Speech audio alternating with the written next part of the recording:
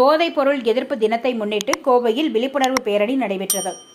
இன்றைய தினம் போதைப்பொருள் எதிர்ப்பு தினம் கடைபிடிக்கப்படுகிறது.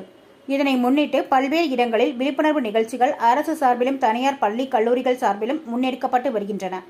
பல்வேறு இடங்களில் மாவட்ட நிர்வாகம் சார்பில் விழிப்புணர்வு பேரணிகள், விழிப்புணர்வு நாடகங்கள் ஆகியவை நடத்தப்படுகிறது.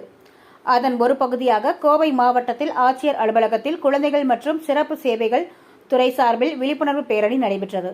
இதில் பல்வேறு தனியார் கல்லூரி மாணவர்கள் கலந்து கொண்டனர்.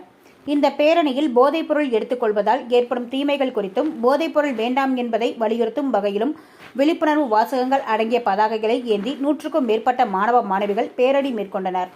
இந்த பேரணியானது மாவட்ட ஆட்சியர் அலுவலகத்தில் துவங்கி ரேஸ்கோர்ஸ் முழுவதும் சுற்றி வந்து முடிவடைகிறது.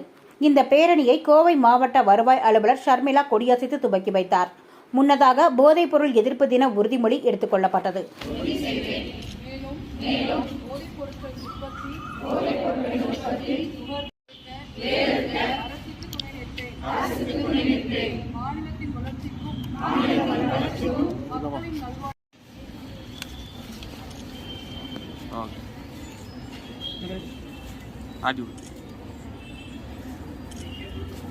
இது ரேப் பண்ணாம விட்டாங்க.